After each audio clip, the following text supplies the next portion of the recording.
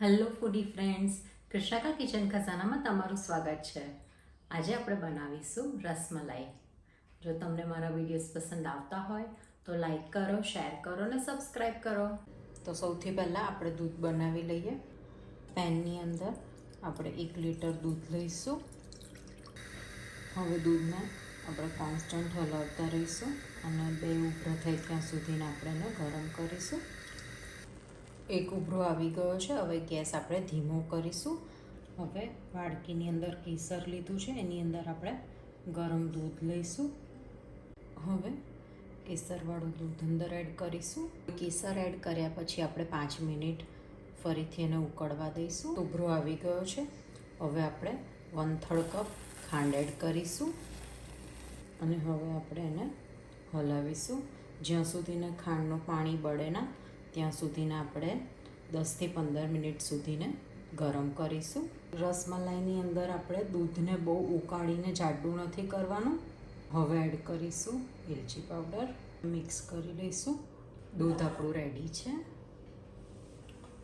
દૂધને હવે ટ્રાન્સફર કરીશું એક બોલની અંદર અને પછી એને ઠંડુ થવા માટે ફ્રીજમાં રાખી દઈશું. હવે અહીં બીજી પેનની અંદર બીજું 1 લીટર દૂધ લીધું છે. હવે આપણે એને ગરમ કરીશું. દૂધ ગરમ થઈ ગયું છે. હવે આની અંદર મેં 1 ટેબલ સ્પૂન વિનેગર અને 1 ટેબલ સ્પૂન પાણી એડ કર્યું છે. હવે આપણે ધીમે ધીમે કરીને અંદર એડ કરીશું. આપણે હલાવતા જઈશું અને ધીમે ધીમે મિક્સર એડ કરતા જઈશું.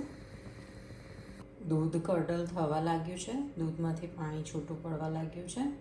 તમે વિનેગરની જગ્યાએ લીંબુથી પણ દૂધ ફાડી શકો છો. આપણે એને ડ્રેન કરી લઈશું. હવે પનીરને એક વખત પાણીથી વોશ કરી દઈએ જેથી વિનેગરની ખટાશ નીકળી જાય. તમે વોટર જે પનીરનું પાણી છે એને ગ્રેવી અથવા તો પરાઠાનો લોટ બાંધવા માટે યુઝ કરી શકો છો. પનીર આપણું ડ્રેન થઈને રેડી છે. હવે આપણે ડિશમાં કાઢી લઈશું. પનીરને બરાબર મસળીશું. જ્યાં સુધીને પનીર એકદમ સોફ્ટ ટેક્સચર ના આવે ત્યાં સુધીને આપણે એને મસળવાનું છે.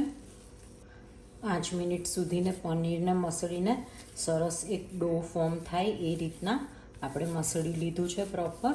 હવે આપણે એના બોલ વાળીશું. બજારમાં જે પનીર અવેલેબલ છે એનો યુઝ કરીને આપણે રસમલાઈ બનાવવાની નથી. આવી રીતના ઘરે જ દૂધ ફાડીને બનાવીશું તો ખૂબ જ સરસ સોફ્ટ આપણી રેડી થશે. બોલ્સમાં હવે ક્રેક ના રહે એ રીતના આપણે હવે ફ્લેટ શેપ આપી અને પેડા જેવું આપણે એને શેપ આપી અને બધા બોલ્સ રેડી કરીશું. પેડા બધા વળાઈને રેડી છે. હવે આપણે ચાસણી બનાવી દઈએ. ચાસણી માટે એક પેન લઈશું. 1/2 કપ ખાંડ. હવે તમે જે પણ કપનું મેઝરમેન્ટ લીધું હોય એ આપણે 7 ગણું આપણે પાણી લઈશું. ખાંડ ઓગળે ત્યાં સુધીને આપણે એને ગરમ કરવાનું છે.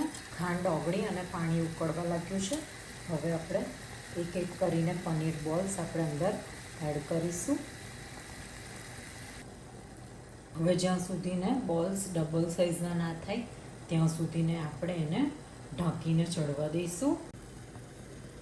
ઢાંકીને આપણે gas medium two high flame ઉપર કરવાનું છે. જો ધીમા તાપે આપણે પનીરને ચડવીશું તો પનીર ચૂઈ થઈ જશે અથવા તો પનીર ફાટી જશે. એટલે મીડિયમ ટુ હાઈ ફ્લેમ ઉપર આપણે પનીરને ચડાવવાનું છે. આપણે ચેક કરી લઈએ. વાવ, ઓલમોસ્ટ ડબલ થઈ ગયા છે. ગેસ બંધ કરી દઈશું અને ઠંડુ થવા દઈશું. પનીર બોલ્સ પ્રોપર ઠંડા થઈ ગયા છે. આપણે હવે ચેક કરી લઈએ. એકદમ સોફ્ટ અને સ્પોન્જી આપણા પનીર બોલ્સ રેડી છે. વાવ, એકદમ સરસ સોફ્ટ થયા છે. હવે આપણે એને સ્ક્વીઝ કરી લઈ અને જે દૂધ રેડી કર્યું હતું એમાં આપણે એડ કરીશું. એ જ રીતે આપણે બીજા પણ પનીર બોલ્સ અંદર એડ કરી દઈશું.